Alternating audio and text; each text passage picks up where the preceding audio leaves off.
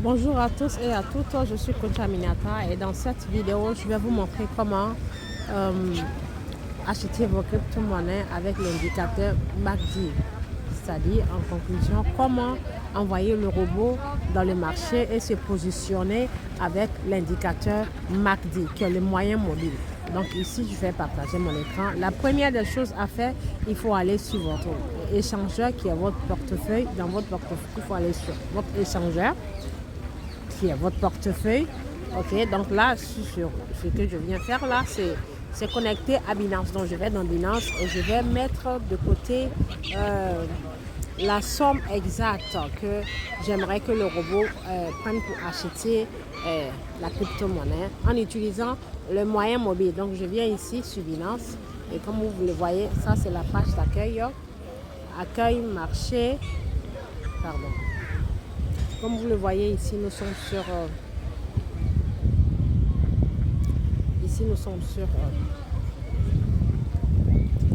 accueil, marché, échange, futur et c'est là que nous venons. Portefeuille, ok.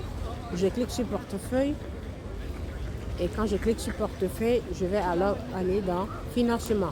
Donc le capital se trouve dans le spot, mais je vais mettre de côté dans le financement pour que le robot n'utilise pas toute la somme d'argent qui est dans le portefeuille, puisque je fais ce qu'on appelle le money management. Donc ici, je vais sur financement, je clique sur financement, et quand je clique sur financement,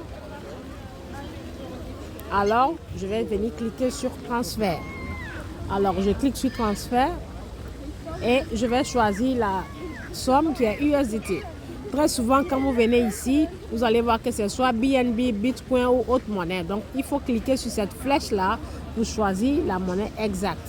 Donc, là, je répète, si vous venez ici, que ce n'est pas USDT, il faut cliquer sur cette flèche pour avoir le USDT, pour choisir le USDT. Je clique dessus, comme vous le voyez. Voilà, toutes les monnaies, et y compris le fiat qui est disponible dans mon portefeuille, s'affiche là. Donc, on va choisir le USDT. Donc, c'est le USDT. Je clique sur le USDT et ici, je vais venir insérer la somme. Et comme l'argent se trouve dans le portefeuille spot, je vais mettre alors le portefeuille en haut et le financement en bas, puisque je le transfère de vers. Donc, je vais cliquer là pour changer la position. Je clique et là, le portefeuille, il est en haut et le financement est en bas. Donc, je transfère l'argent pour venir dans le financement et je laisse que c'est que le robot prendra pour acheter le premier achat. OK? Donc, je viens ici d'abord, je clique sur Max pour voir c'est combien la totalité. Voilà. Là, il y a 135. Donc, je vais mettre de côté $30 pour que le robot commence l'achat. En fait, le premier achat, c'est 20, mais je mets 30 au cas où si jamais il achète, pour qu'il puisse continuer le temps que les autres monnaies soient positionnées. OK? Donc, je vais supprimer ici et je vais mettre max. Donc, on va dire 30 moins 30, 135. Donc, je vais laisser $100 dans le financement. Je laisse 100 dans le financement et les 35 resteront dans le spot. OK? Donc, je viens cliquer sur confirmer. Je clique sur confirmer et je clique sur OK. Donc, très bien. Donc là, dans le financement, il y a $100 dans le financement. Comme vous le voyez ici, $100 dans le financement ici. OK, donc le reste se trouve dans le portefeuille. Donc je viens dans portefeuille et je viens voir ici le dollar qu'il y a pour être sûr avant de commencer. Donc là, je clique sur ici un instant.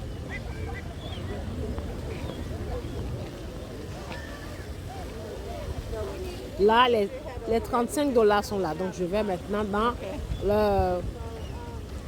le système du robot Royal Q pour faire la procédure d'achat. Donc, je viens ici et je viens alors cliquer sur stratégie. Je clique sur stratégie. Ensuite, je vais cliquer sur paramètres. Je clique sur paramètres. Ensuite, je vais aller cliquer sur ce signe comme le château d'eau là. Je clique dessus. Là. Ensuite, je vais venir cocher tout ici. Je coche tout.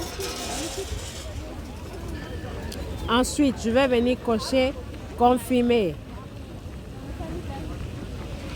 Je confirme. Ensuite, je vais aller sélectionner 50 monnaies parce que le robot ne peut contenir que 80. Donc, je vais me limiter à 50 monnaies en cochant sur case par case, manuellement jusqu'à 50 monnaies. OK? Donc, quand je coche, je ne vais pas cocher les monnaies qui sont en cours de trading, les monnaies qui ont déjà été achetées par le robot. Donc là, je ne vais pas les sélectionner. Donc ces monnaies-là, dès que vous venez à cette page, elles se retrouvent en priorité en haut avec les chiffres comme ça, le nombre d'achats et la flotte perdante ou la flotte en profit. Donc je vais descendre, je descends, je descends, je descends, je descends, je descends. Toutes ces monnaies ont déjà été achetées par le robot. Je descends, je descends. Voilà, jusqu'à cette limite. Donc, vous voyez la différence? Voilà.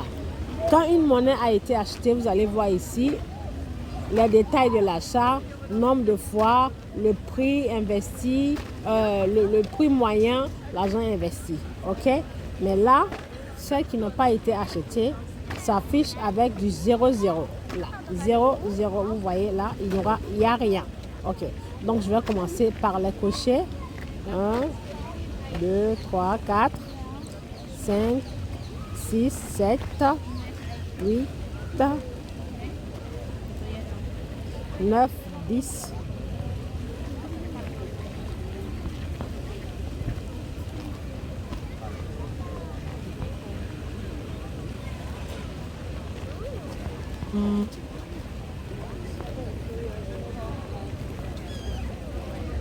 Et quand vous cochez, priorisez surtout les monnaies en rouge. Ça veut dire que c'est les monnaies qui sont au plus bas prix. OK? Donc voilà, on coche ça.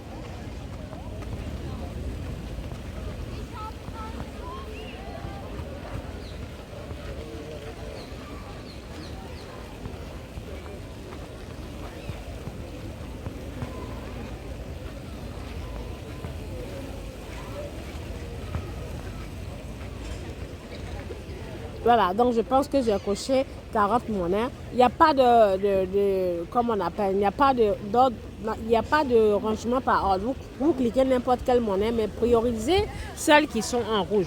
Donc là, après avoir coché les 40 ou 50 monnaies, je viendrai là sur réglage par lot. Je clique sur réglage par lot et ensuite je vais venir cocher paramètres de commerce. Je clique sur paramètres de commerce. Ensuite, je vais venir ici sur créer manuellement. OK? Je clique sur créer manuellement. Ensuite, je vais venir choisir un paramètre de stratégie qui est là. Quand je clique sur choisir un paramètre de stratégie, je viendrai choisir le lot de stratégie que je veux trader avec. Donc là, je vais choisir celui de 50 $. Vous voyez là, la totalité de ce que je vais investir, 50 $. Ça veut dire que je demande au robot d'investir maximum 50 $. Et le premier achat est 20 $. Donc, il faut vraiment noter le premier achat. OK? Donc, je clique sur cette stratégie. Et alors, je viendrai ici bien mentionner les 20 $. Je clique sur les 20 $ et je vais descendre tout en bas pour aller cliquer alors sur paramètres avancés facultatifs. Je clique dessus et je vais venir cliquer ici prix de déclenchement. Je clique là.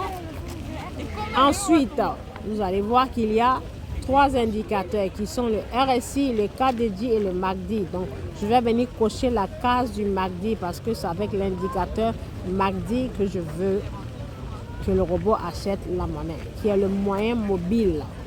OK? Donc, je vais venir cocher alors la case du MACD. En cochant la case du MACD, ça va m'afficher ici. Voilà, la croix d'or plus le 0. Donc, le 0 ici, c'est supérieur, inférieur à 0 ou supérieur à 0.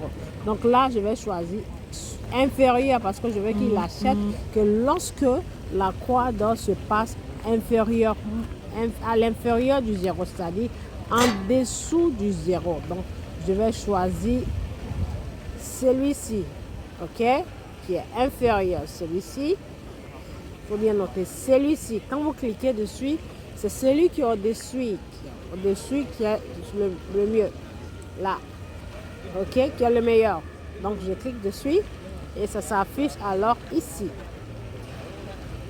Croix d'or inférieur à 0. Et je vais ensuite venir enregistrer. J'enregistre.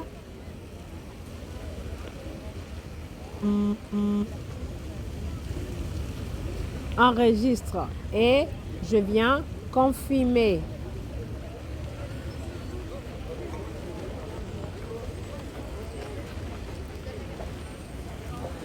Et quand je confirme, je patiente que le robot positionne toutes ces monnaies sélectionnées dans le marché avec l'indicateur du moyen mobile. Donc là, il est en train de les positionner. Très bien. Donc là, il a fini de les positionner. Je vais venir ensuite cliquer sur Créer par lot. Je clique sur Créer par lot et je vais alors cliquer sur Commencer. Je clique sur Commencer. Et je vais alors confirmer.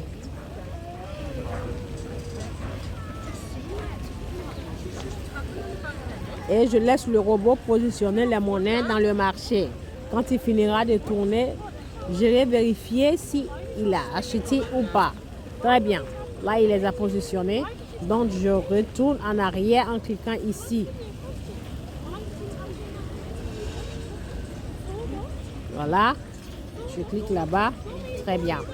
Et là, vous allez voir que les monnaies sont là avec plein de zéros. Donc, celles qui sont au-dessus ici ont déjà été achetées auparavant. Celles qui sont là ont déjà été achetées auparavant.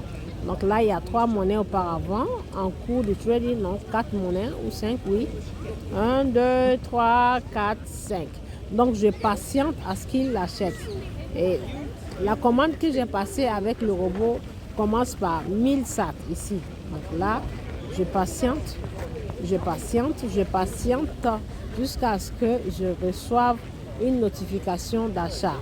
Je vais cliquer sur la cloche pour voir. Message de commande. Message de commande. Et je vérifie. Non, il n'y a pas eu d'achat parce que là, ça date de 12h17 et là, il est 12h21. Donc, je regarde le message récent parce que là, il est 12h22 et là, ça date de 12h17. OK? Donc, je patiente à ce que le robot achète. OK? Donc là, supposons que le robot a acheté. Il n'achète que lorsque ça remplit la condition. Donc, supposons que le robot l'a acheté, la monnaie. Je verrai la monnaie s'afficher ici. OK? S'afficher ici, au-dessus des autres monnaies en priorité. Donc, après l'avoir acheté, après l'achat, je retourne alors faire la même procédure pour annuler les autres qui sont en attente. Parce que rappelez-vous, si vous lui faites passer la commande et que vous avez choisi 40 ou 50 monnaies, une fois qu'il achète la monnaie de son choix en fonction de votre capital que vous avez positionné et votre indicateur que vous avez choisi, il faut aller annuler les autres commandes qui sont en attente, toutes ces monnaies-là. Sinon, si vous remettez l'argent à sa place, il va les racheter. OK? Donc, supposons qu'il a acheté la monnaie. Je vais alors cliquer et faire la même procédure. Je viens ici. Je clique sur paramètres.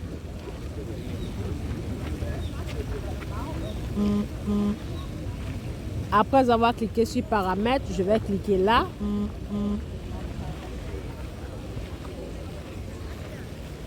Ensuite, je vais cliquer sur tout.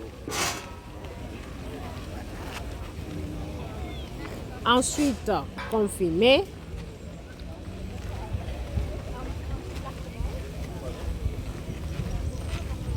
Ensuite, je viendrai cocher sur la case tout ici.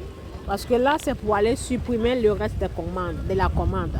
Donc, en cliquant sur la case tout, je vais venir désélectionner les monnaies qui ont été achetées déjà. Les monnaies qui ont été achetées comme celle-ci et autres. Donc, je décoche, je décoche, je décoche, je décoche. Voilà. Je clique sur les cases pour décocher. Voilà. Voici comment on décoche. Là, quand elle est cochée, il faut la décocher.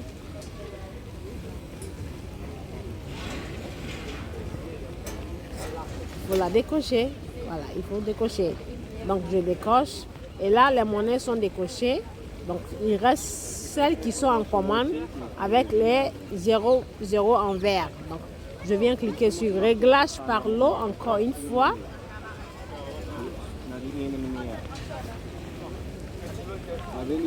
Et alors, cette fois-ci, plutôt que de cliquer sur commencer, je vais cocher pause. Je clique sur pause. Et ensuite, je viens confirmer.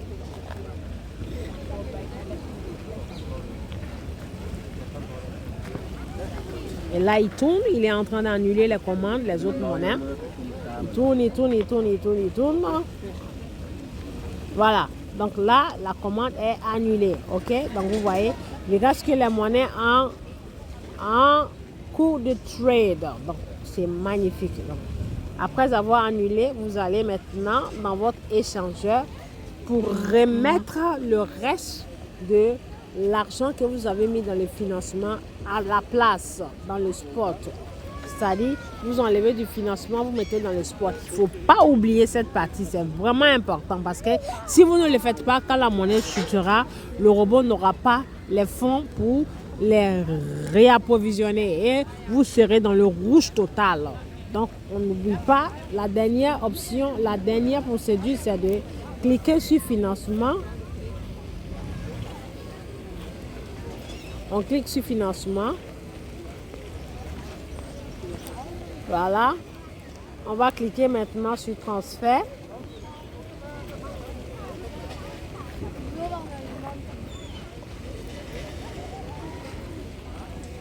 Et cette fois-ci, financement en haut et portefeuille en bas. Donc, on va cliquer sur cette flèche, les deux flèches pour changer la position. Voilà. Donc là, on transfère de financement pour aller dans le spot. OK? Et quand on fait ça, il faut toujours noter que ce soit le USDT là. D'accord? On clique et on va choisir le USDT. USDT. Je pense qu'il y a un problème de connexion. USDT. On met USDT ici et on vient cliquer sur Max. Et quand on clique sur Max, on va cliquer sur confirmer le transfert.